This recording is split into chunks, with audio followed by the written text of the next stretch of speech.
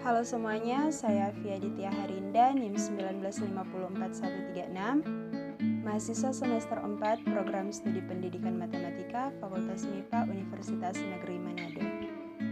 Pada saat ini saya akan menjelaskan tentang penyelesaian suatu masalah menggunakan metode dua fase. Di sini ada suatu permasalahan mengenai pandemi COVID-19. Dalam pandemi COVID-19, pemerintah melakukan program untuk mengirim bantuan kepada masyarakat yaitu beras dan minyak goreng. Untuk itu, pemerintah memesan beras dan minyak goreng ke PT Abadi.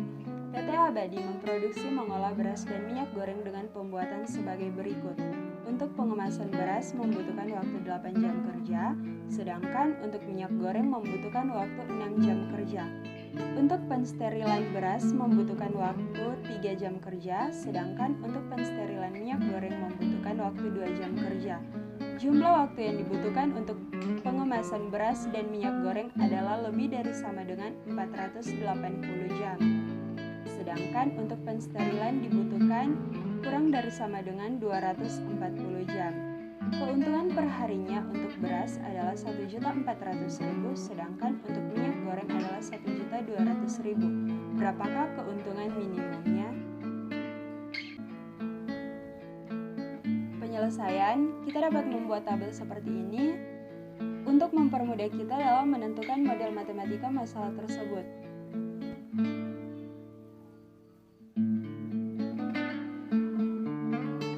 Selanjutnya, kita akan membuat pemodelan matematika masalah tersebut. Misalkan, beras sama dengan X1, minyak goreng sama dengan X2.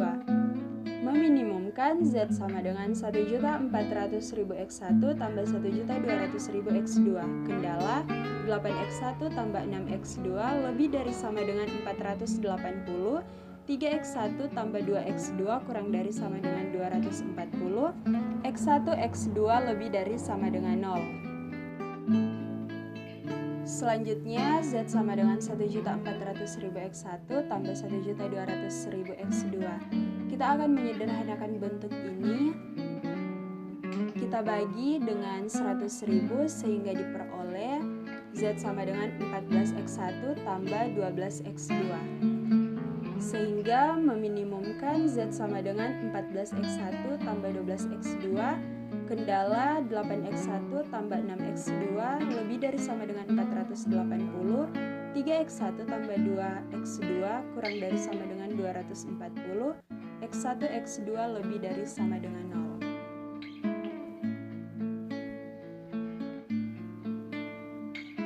Selanjutnya kita perhatikan untuk kendalanya di ruas kanan apakah sudah positif atau belum. Jika sudah positif seperti halnya yang ini, maka kita lakukan identifikasi. Kita lihat kendala mana yang akan kita berikan slab, kemudian kendala mana yang akan kita berikan surplus, dan kendala mana yang akan kita tambahkan variabel artifisial. Selanjutnya kita perhatikan untuk masalah yang lebih dari sama dengan kita kurangkan dengan surplus, sedangkan yang kurang dari sama dengan kita tambahkan dengan slab. Selanjutnya kita lihat mana yang memerlukan variabel artifisial. Dan di sini yang memerlukan variabel artifisial adalah kendala yang pertama.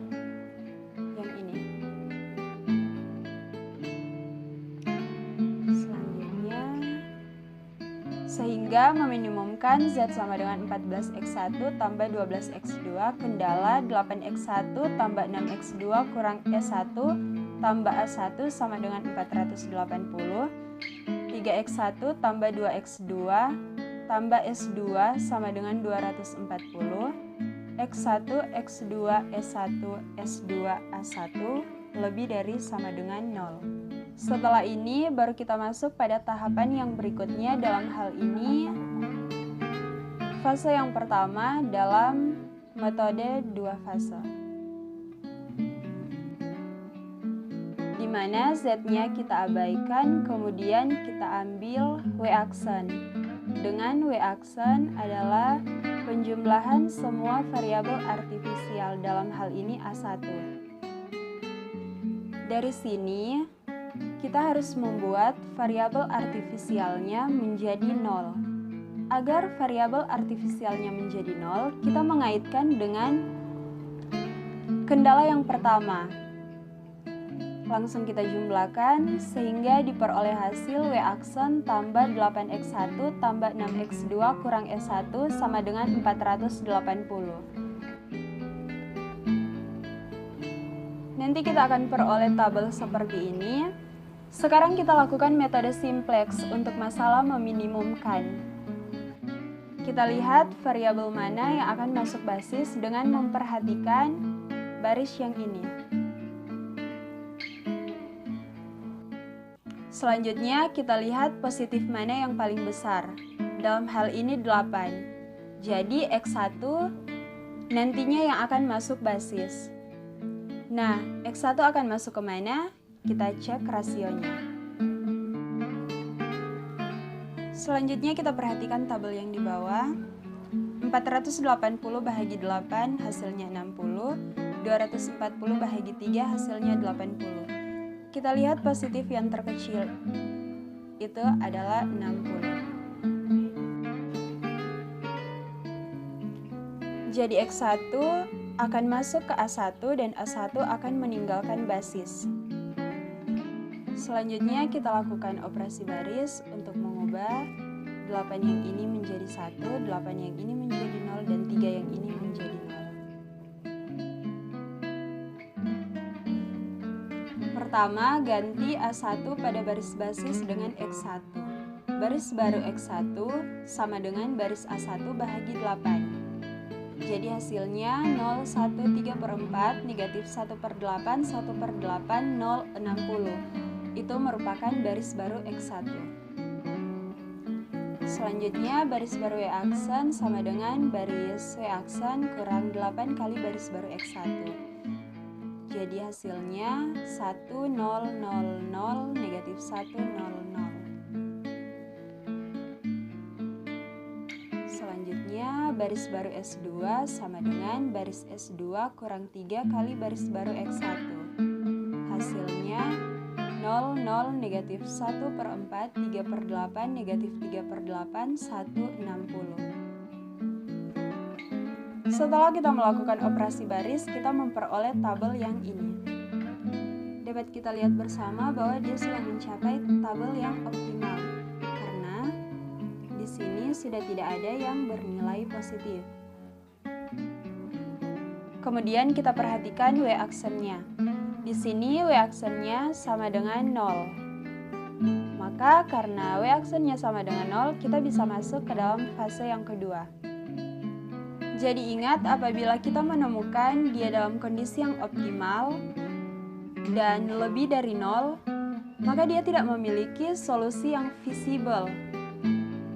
Akan tetapi, bila kita menemukan dia dalam kondisi yang optimal dan sama dengan 0, maka dia memiliki solusi yang optimal, sehingga kita boleh masuk ke dalam fase yang kedua. Selanjutnya, untuk fase yang kedua, kita mengambil fungsi tujuan yang asli, dalam hal ini Z sama dengan 14x1 tambah 12x2. Kita bawa ke dalam bentuk Z kurang 14x1 kurang 12x2 sama dengan 0, dan kita gabungkan dengan tabel yang kita peroleh dari fase yang pertama. Kita perhatikan di sini sudah tidak ada kolom A1. Mengapa demikian? Karena nilai A1 di situ adalah 0, sehingga kita tidak perlu memakainya lagi. Selanjutnya kita perhatikan tabel. Negatif 14 yang ada di sini harus kita ubah menjadi 0.